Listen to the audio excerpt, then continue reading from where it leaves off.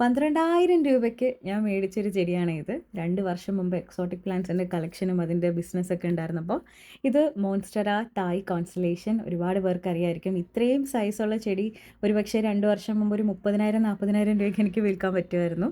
ഇതിൻ്റെ പേര് പോലെ തന്നെ തായ് കോൺസ്റ്റലേഷൻ തായ്ലാൻഡിലുണ്ടായ ടിഷ്യൂ കൾച്ചർ വെറൈറ്റിയാണ്.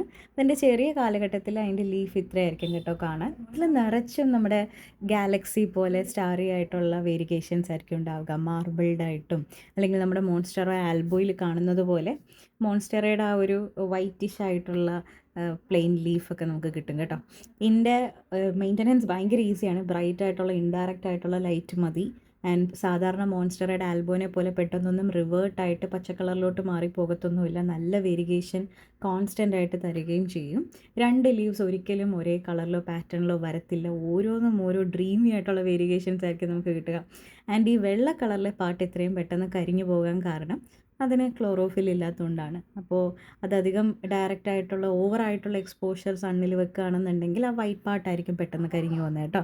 നല്ലൊരു സ്റ്റേറ്റ്മെൻ്റ് ആയിട്ടുള്ള ഡെക്കറേറ്റീവ് പീസാണ് കേട്ടോ. നല്ലൊരു പോട്ടിൽ ഡെക്കറേറ്റ് ചെയ്തൊരു കോർണറിൽ വെച്ചാൽ ഭയങ്കര ഭംഗിയായിരിക്കും. ഇത് ബാക്ക്ഗ്രൗണ്ടിൽ എൻ്റെ പാവം പിടിച്ച സാധാരണ മോൺസ്റ്റർ ഇരിപ്പുണ്ട്.